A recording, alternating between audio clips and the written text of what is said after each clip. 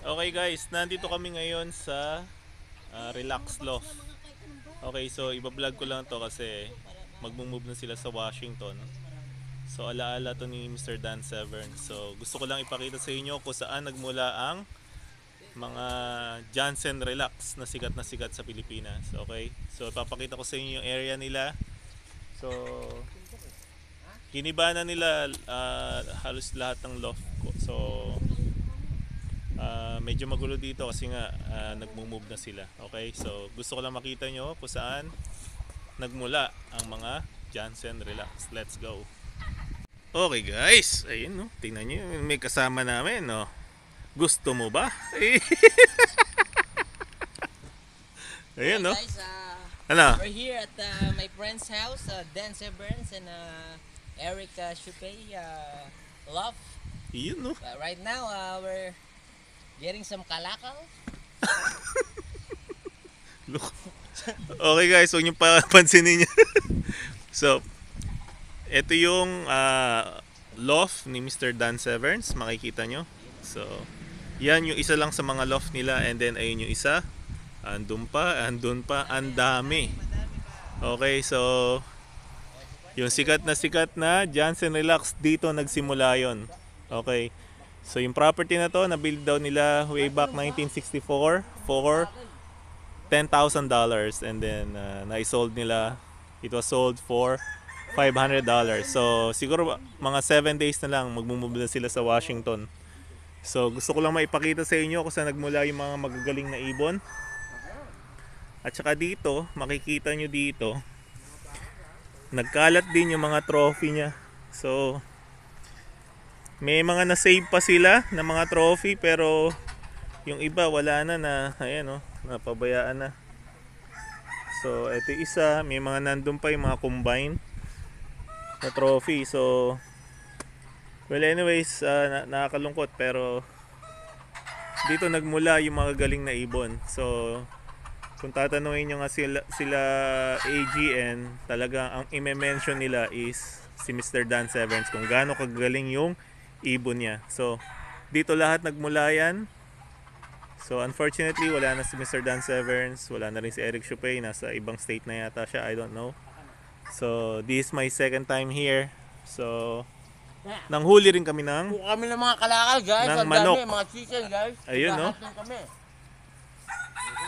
So pag may nahuli kayong manok, ayan, eto lang. Okay, so Yeah. Kalakal, ito okay, mamaya naman. Okay, so ito, pinasok yung loft niya. Kung tatayo ako, mauntog na ako. Actually, nauntog ako dito. So ganyan tayo ng konti. So ito yung loft niya. Tingnan nyo kung gaano kahaba.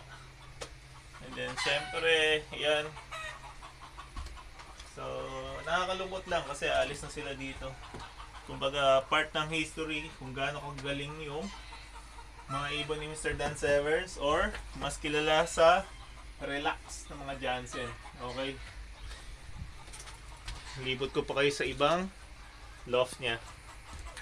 Ito pa yung isang loft niya. Ito yung viewing area niya, aviary niya. So mapapansin nyo, ayan pa yung plaque niya oh. Mid Valley Combine, Reading with yung iba nabura na, Chico, ayan oh.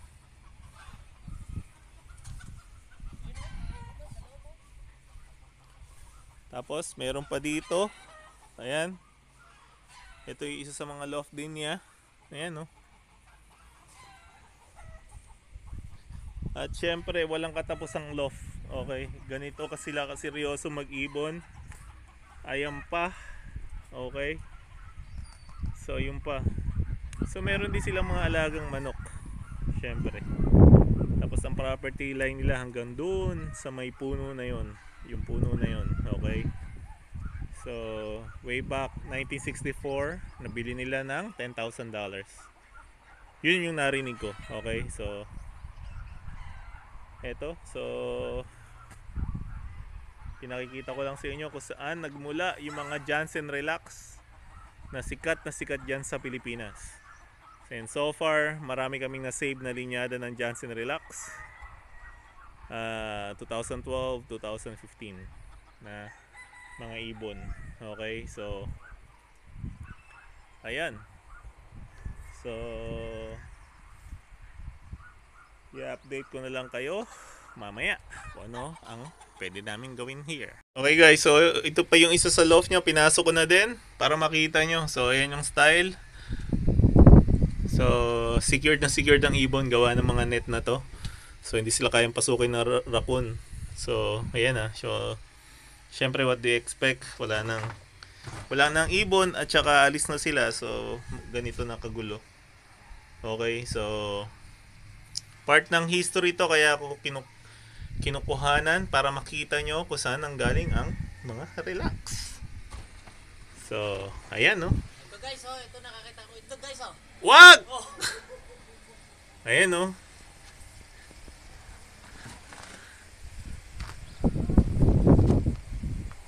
Ang lakas ng loob ni KCV. Ayan no, sumusuong kung saan.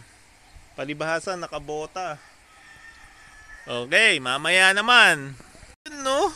Welcome back! Ay. Pinagagawa mo.